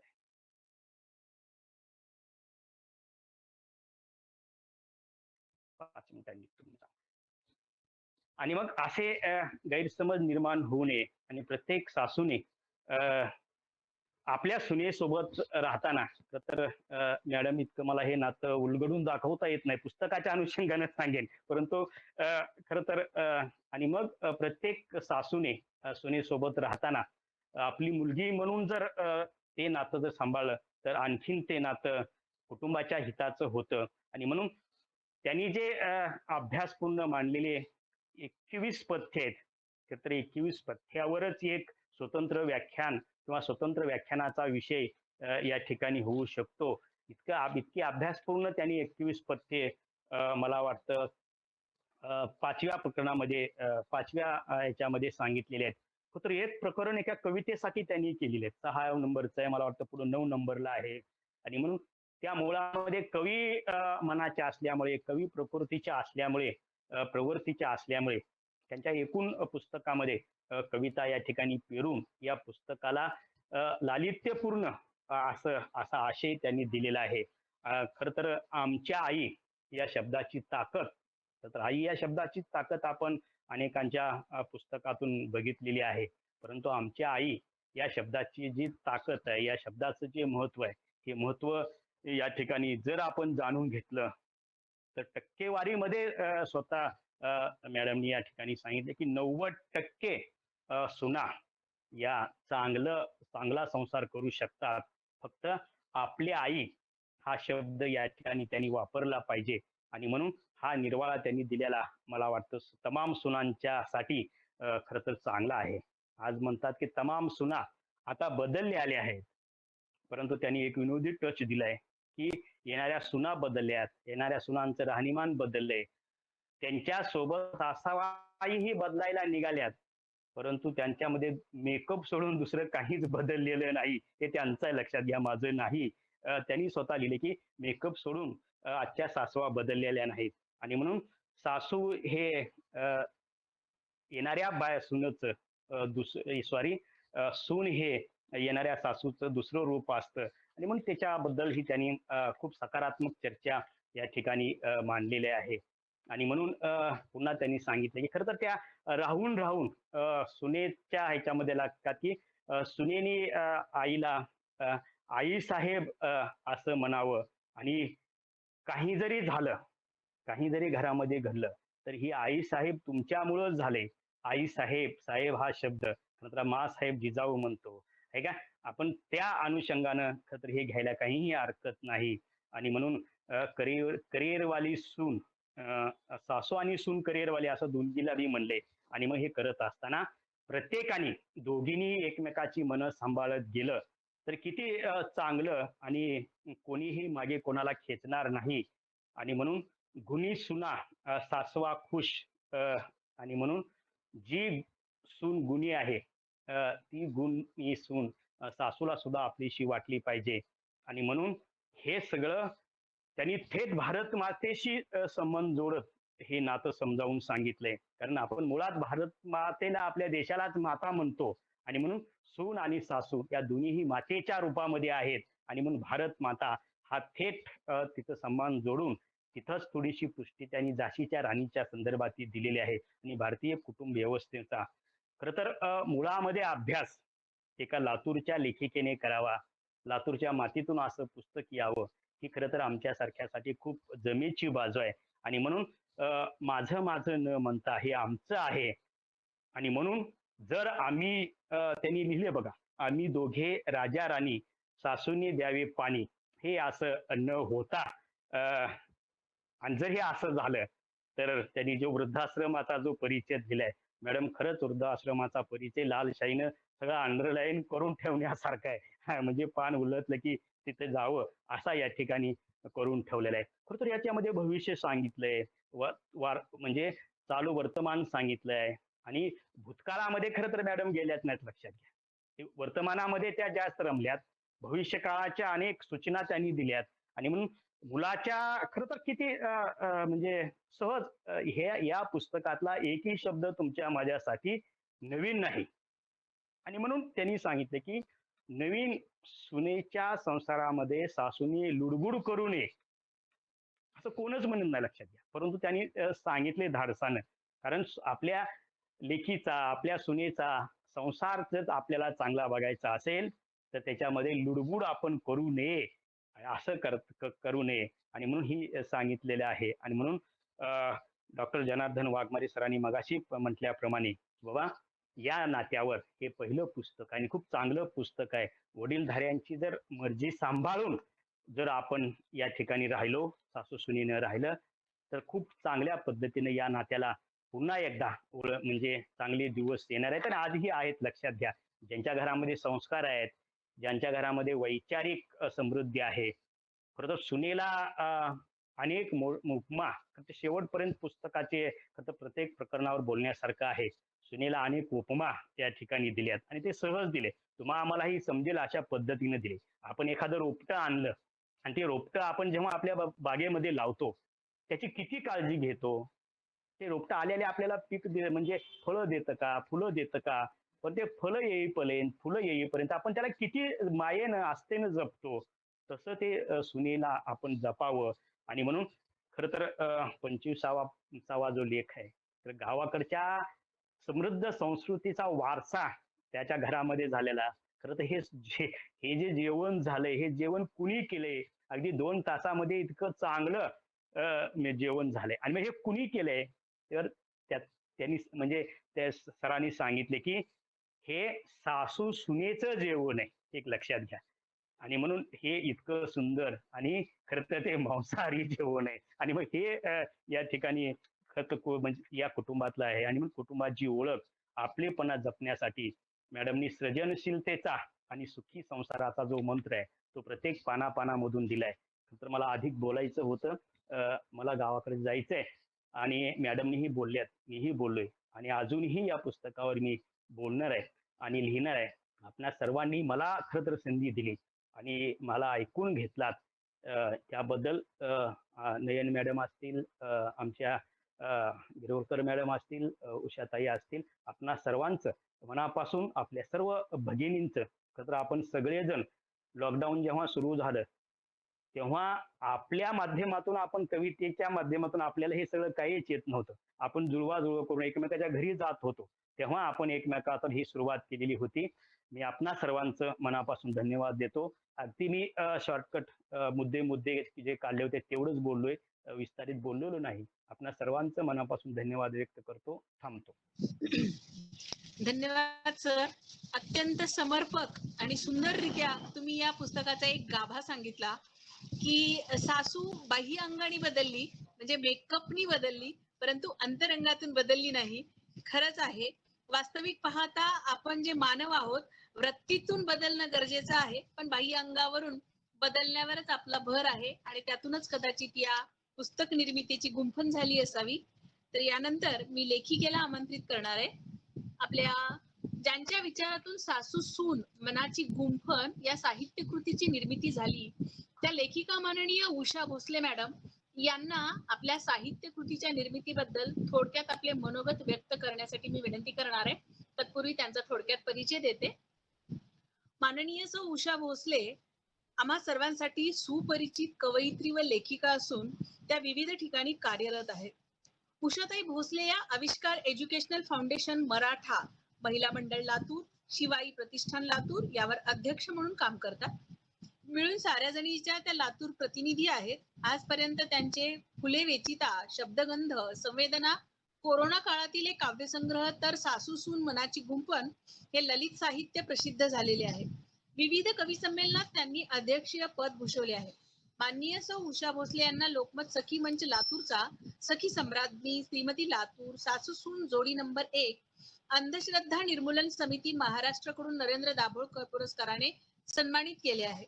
महाराष्ट्र शासनाचा अत्यंत मानाचा समजला जाणारा पुण्यश्लोक अहिल्यादेवी होळकर पुरस्काराने त्या सन्मानित आहेत.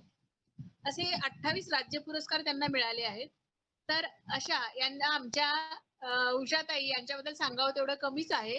थोडक्यात आता वेळेअभावी मी एवढाच परिचय देते. तर अशा या आमच्या ताई लिखित कुटुंब व्यवस्थेची गुंतागुंत उघडणारी साहित्य कृती सासू सून मनाची गुंफण यावर मोजक्या शब्दात हा शब्द मी या ठिकाणी वापरणार आहे.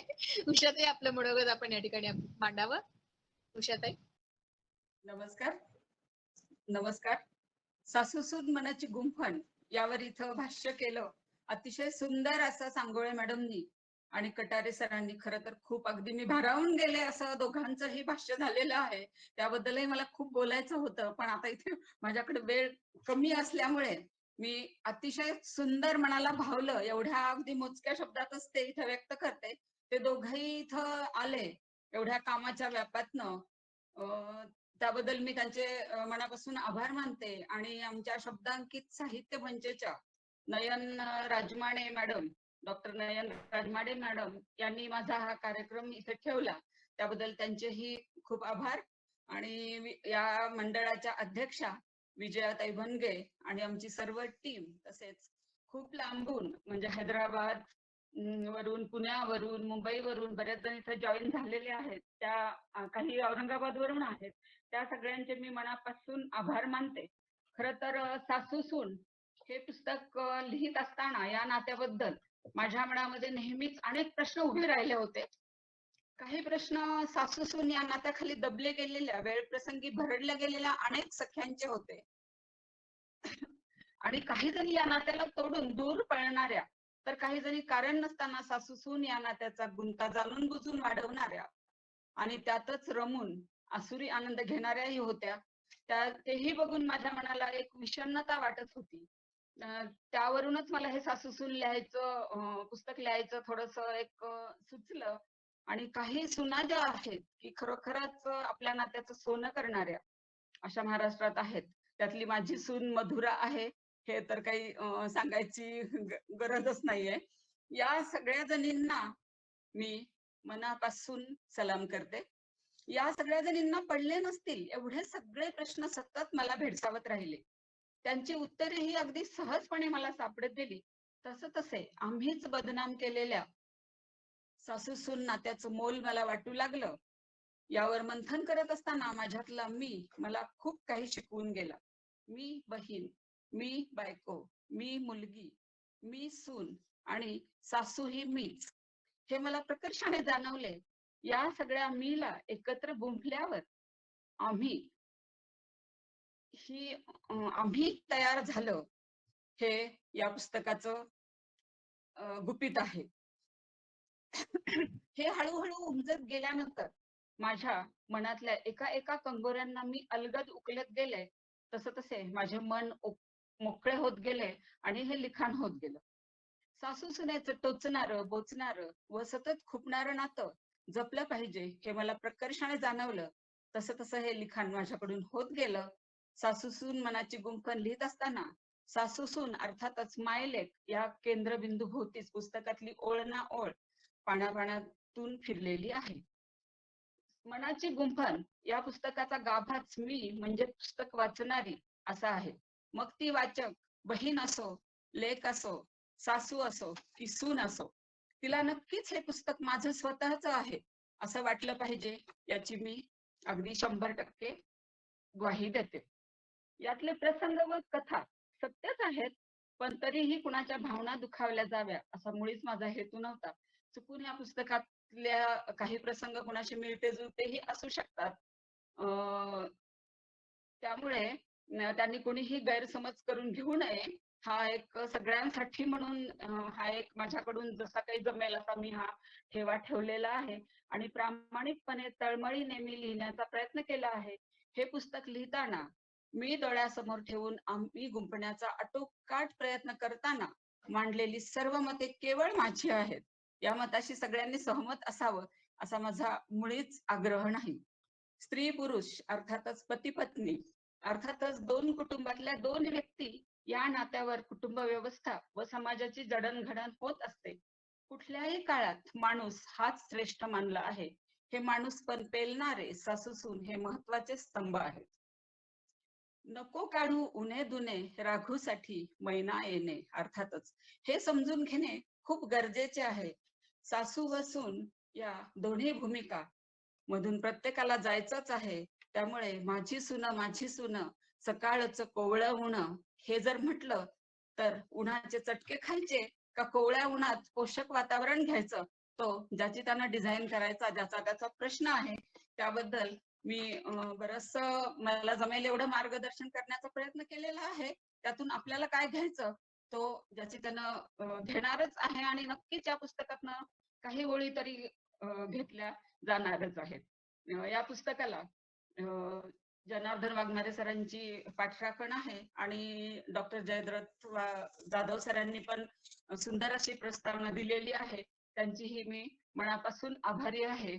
सासूसून मनाची गुंफण या पुस्तकाच्या प्रकाशनानंतर अवघ्या 7च दिवसामध्ये प्रभाताई वाडकर यांनी माझ्या पुस्तकावर परिसंवाद ठेवला आणि या परिसंवादामध्ये म्हणजे प्रभाताई वाडकर आणि सखी मंच यांनी सार्वजनिक वाचनालय या ठिकाणी हा पुस्तकाचा परिसंवाद ठेवला होता आणि या पुस्तकावर डॉक्टर क्रांती मोरे व वृषालीताई पाटील यांनी सुंदर अशी पुस्तकाची उकल केली होती. त्यामुळे हे पुस्तक माझं अगदी 7 दिवसातच सगळ्यांना समजलं आणि लागोपाठ रांजणी नॅचरल शुगर येथे ठोंबरे सरांनीही या पुस्तकावर माझं व्याख्यान ठेवलं आणि तिथे पण सांगायचं म्हणजे आम्हाला लेखकांना की तिथे पण खूप प्रती माझ्या घरोघर पोहोचल्या. लेखकासाठी हे खूप महत्वाचं असतंय आणि त्यानंतरच्या अवघ्या 2 महिन्यांनीच माझा पुस्तकाचा म्हणजे ह्याला उदगीरला चला कवितेच्या बनात या शीर्षकाखाली कदम सरांनी माझं 1 तासाचं या पुस्तकावरच आणि लेखिकेचंच भाष्य, त्यामुळे मला पाहिजे तसं बोलायला तिथे संधी मिळाली आणि इतका छान झाला तो कार्यक्रम की तिथे खचाखच हॉल भरलेला होता आणि ऑनलाईन पण बाहेरून पण काही लोक तिथे जॉईन झालेले होते. त्यामुळे तिथे असंच घडलं की तिथल्यापैकीच एका वाचकांनी असं भारावून जाऊन त्याच्या 100 प्रती स्वतः विकत घेऊन त्या प्रती आपल्या नातेवाईकांना आणि घरोघर पोहोचवल्या. आम्हा लेखकांना हे खूप महत्वाचं असतंय की आम्ही परिसंवाद ठेवतो पण आमच्या प्रती लोकांनी वाचाव्यात, घरोघरी जाव्यात यासाठी आमचं हे लिखाण असतं. तर हा माझा जो लिखाणाचा हेतू आहे तो माझा साध्य झालेला आहे आणि माझ्या मुंबई वगैरे आणि दुसरी गोष्ट म्हणजे या कदम सरांच्या परिसंवादानंतर फॉरेनला सुद्धा माझ्या प्रती गेलेल्या आहेत. आणि पहिल्या 6 महिन्यामध्ये माझ्या 1200 प्रती पुस्तकाच्या घरोघर पोहोचल्यात. विकल्या गेल्या म्हणण्यापेक्षा मी हा शब्द वापरेन की घरोघर पोहोचल्यात. आणि हे पुस्तक संस्कार प्रकाशननं काढलं असल्यामुळे त्याचं माझ्याकडे काहीच नियोजन नव्हतं. त्या परस्पर आम्ही पाठवलेल्या आहेत. त्याचा जो काही पैशाचा हिशोब देणं घेणं ते सगळं संस्कार प्रकाशनने केलं होतं. त्यामुळे मला तो काहीच ताण नव्हता. आणि आता माझ्या पूर्ण 1200 प्रती संपलेल्या आहेत. आणि आता यानंतर लोकमत सखी मंच त्यांच्या प्रोग्राम मध्ये या पुस्तकाची दुसरी आवृत्ती काढणार आहे. हा सगळा जो प्रपंच आहे पुस्तकं लिहिण्याचा, की लोकांनी वाचावं, त्यातून काहीतरी थोडस तरी आपल्याला जेवढं जमेल तेवढा खारीचा वाटा उचलता यावा. आणि खरं तर शब्दांकित साहित्य मंचमुळे मला पण काही काव्यसंग्रह लिहिण्याची, प्रकाशित करण्याची आणि ही आता सासूसून मनाची गुंफण हे पुस्तक सुद्धा लिहिण्याची जी उर्मी तयार झाली, त्याला मी मोठा वाटा शब्दांकित साहित्य मंचचा आहे. आता आजचा जो परिसंवाद आहे तो माझा 21वा परिसंवाद आहे. तसं तर गावोगावी छोटे छोटे परिसंवाद केले, पण मी त्या परिसंवादांना छोटे परिसंवाद बिलकुलच म्हणणार नाही. कारण जिथे हे सासू सुनेचं पुस्तक आणि त्यावरचे विचार पोहोचले जावेत, ते तिथे पोहोचले गेलेले आहेत. म्हणून छोट्या छोट्या अगदी गल्लीबोळातून सुद्धा जिथे संधी मिळेल तिथे, कुठलाही ग्रुप असो, बीसी ग्रुप असो किंवा कुठला हळदी कुंकू असो, अशा ठिकाणीही आम्ही परिसंवाद घेतलेले आहेत. काही मैत्रिणी त्यावर बोलण्यासाठी असतात. बऱ्याच वेळा मी एकटीच असते. असेही पद्धतीने मी हे चालू केलेलं आहे. आणि बऱ्यापैकी आजच्या कार्यक्रमात तर मला वाटतंय की दोन्ही वक्त्यांनी एवढं सुंदर मला प्रोत्साहित केलेलं आहे आणि एवढं सुंदर भाष्य केलेलं आहे. मॅडम सांगोळे मॅडम पण साहित्य अकादमीच्या अध्यक्ष आहेत. त्यांनाही बराच व्याप आहे. साहित्य अकादमी लातूरच्या त्या आताच त्यांची नुकतीच निवड झाली आहे. त्याबद्दल त्यांचेही मी मनापासून अभिनंदन करते. आणि वेळ देऊन इथे आल्या त्याबद्दल त्यांचे, कटारे सरांचे, नयन राजमाने ताई, विजयाताई भणगे आणि महत्वाचं म्हणजे मला खूप आनंद झाला की एवढी सुंदर अशी सूत्रसंचालन करणारी ऍडव्होकेट रजनी गिरवलकर ही माझ्या या कार्यक्रमासाठी सूत्रसंचालक म्हणून लाभली. हा सुद्धा माझ्या या पुस्तकाचा खूप मोठा मान आहे. आणि खरोखर मी खूप खुश झाले की मी बघत होते, कारण मला काहीच त्यांच्या हातात नसतं जेव्हा हे नयन मॅडम ठरवतात. त्यामुळे मला कधी बोलायचंय हे पण मला माहिती नव्हतं. त्यामुळे थोडस सुरुवातीला गोंधळ झाला. त्याबद्दल क्षमस्व. आणि मला इथे संधी दिली, माझं सगळ्यांनी ऐकलं, त्याबद्दल पुनश्च एकदा खूप खूप खूप मनापासून धन्यवाद. मी थांबते. खूप खूप धन्यवाद उषाताई. आता खरं सांगायचं तर हे सगळं तुमच्या तिघांचंही ऐकल्यानंतर सासू सून मनाची गुंफण हे अक्षरशः डोळ्यासमोर तुम्ही सर्वांनी मिळून चित्र उभं केलं आमच्या. आणि अंतरंगामध्ये आपण सर्व सासू सून आहोत, आम्ही होणार आहोत सासू. तर कसं नातं जपलं पाहिजे, त्या नात्याला अंतरंगातून कसं त्याला गुंफत गेलं पाहिजे हे इतकं सुंदर उकल करून तुम्ही सांगितली. आणि सर्वजण अगदी मन लावून या ठिकाणी उपस्थित राहून तुमच्या तिघांचं त्या पुस्तकावरचं, त्या साहित्य कृतीवरचं भाष्य सर्वांनी अगदी मन लावून ऐकलंय. आणि सर्वांनाही असं वाटलंय की त्या पुस्तकाच्या प्रती आणखी कितीतरी पटीने निर्मिती व्हावी त्याची आणि ती घराघरापर्यंत पोहोचावी, अशी शब्दांकित साहित्य मंचतर्फे आम्ही तुम्हाला या ठिकाणी शुभेच्छा देतो उषाताई. तसं तर तुम्ही शब्दांकित साहित्य मंचचा भागच आहात. तुम्ही सर्वजणच, सांगोले मॅडम झालं, तुम्ही झालं, कटारे सर, काकाजी इथे उपस्थित आहेत. सर्वजण जे स्क्रीनवर दिसतात मला तेवढ्यांचं नाव घेतलीये, पण बाकी सर्वजण या ठिकाणी उपस्थित आहोत. आणि यासाठी नयनला खरं तर माझं मनापासून तिचं कौतुक वाटतं की ती एवढी परेशान असते, एवढ्या कामाचा लोड असतो, त्यातूनही वेळ काढून अनेकांच्या मुलाखती घेते. तिचा अट्टहासच आहे हा. त्यामुळे ती सातत्याने यशस्वी होणार यात काही शंका नाही. यानंतर अशा या आपल्या सुंदर ऑनलाईन कार्यक्रमाचे आभार प्रदर्शन करण्यासाठी मी आमंत्रित करते माननीय निलिमाताई देशमुख. निलिमाताई आपण आहात? मला दिसत नाही स्क्रीनवर. निलिमाताई देशमुख आहेत त्या. हा, निलिमाताई आपण आभार प्रदर्शन करा. हो आहे. आवाज येतोय माझा? आवाज येतोय का माझा? हा येतो येतो, बोला. येतो येतो येतो, आवाज येतो. तुम्हाला आमचा येत नाही का? माझा हा, सर्वांना नमस्कार. हो, येतोय. सर्वांना नमस्कार. मी निलिमा देशमुख आभार प्रदर्शन करण्यासाठी उपस्थित आहे. शब्दांकित साहित्य मंचद्वारा आयोजित पुस्तकावर बोलू काही या कार्यक्रमात उषाताई भोसले लिखित सासूसून मनाची गुंफण या कार्यक्रमामध्ये आपल्याला अध्यक्ष लाभलेले प्राचार्य डॉक्टर दुष्यंत कटारे सर यांचे मी आभार व्यक्त करते. त्यानंतर प्रमुख भाष्यकार प्राध्यापक डॉक्टर सुनीताताई सांगोले यांचेही मी आभार व्यक्त करते. सासूसून मनाची गुंफण या पुस्तकाच्या लेखिका प्राध्यापक उषाताई भोसले, माननीय उषाताई भोसले विशेष उपस्थित आहेत, यांचेही मी आभार व्यक्त करते. त्यानंतर शब्दांकित साहित्य मंचच्या संस्थापक अध्यक्षा प्राध्यापक डॉक्टर नयनताई राजमाने, अध्यक्षा विजयाताई भनगे, सचिव उषाताई भोसले, सर्व पदाधिकारी आणि सदस्य यांचेही मी आभार व्यक्त करते.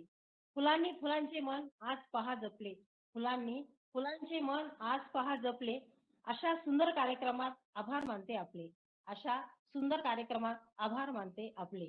ऋणी आहोत आम्ही आपुले देते शब्द सुमनांचा उपहार, ऋणी आहोत आम्ही आपुले देते शब्द सुमनांचा उपहार. आपला मौल्यवान वेळ दिला आपण, आपला मौल्यवान वेळ दिला आपण, मानते मनापासून आभार, मानते मनापासून आभार.